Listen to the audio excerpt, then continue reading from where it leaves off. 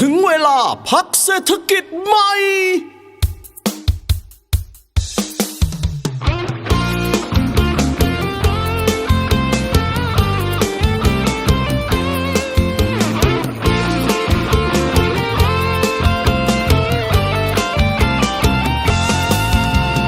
มิ่งขวัญแสงสุวรรณ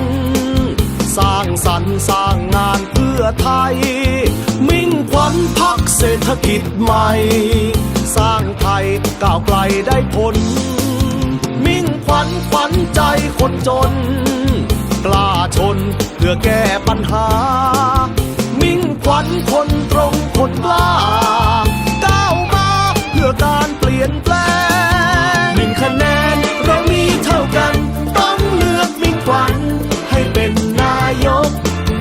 ปัญหาที่แก้ไม่ตกต้องเลือกนายกที่เข้าใจจริงตั้งสติให้มันสตรองต้องเลือกมือทองไปบริหาร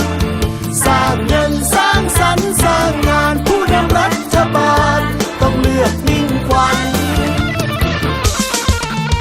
ถึงเวลาพักเศรษฐกิจใหม่ทำนโยบายหาเงินเข้ามา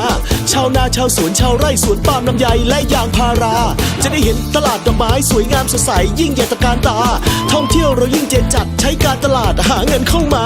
ให้ไทยเป็นศูนย์กลางการเงินดอกเบี้ยที่เกินก็ให้ลดลงมาให้ไทยเป็นเมืองปลอดภาษีให้ไทยเป็นเมืองปลอดภาษีวางระบบอย่างดีเงินไหลเข้ามาเทศกาลไทยเป็นเทศกาลโลกนักท่องเที่ยวทั่วโลกจะหลั่งไหลเข้ามาอยากเห็นไทยแลนด์ยิ่งใหญ่อยากเห็นไทยแลนด์ยิ่งใหญ่เลือกพรรคเศรษฐกิจใหม่ได้เป็นขวัญเข้ามา1 คะแนนเรามีเท่ากันต้องเลือกมิ่งขวัญให้เป็นนายกปัญหาที่แก้ไม่ตกต้องเลือกนายกที่เข้าใจจริงตั้งสติให้มันสตรองต้องเลือกมือทองไปบริหารสร้างเงินสร้างสรรค์สร้างงานผู้นำรัฐบาลต้องเลือกมิ่งขวัญ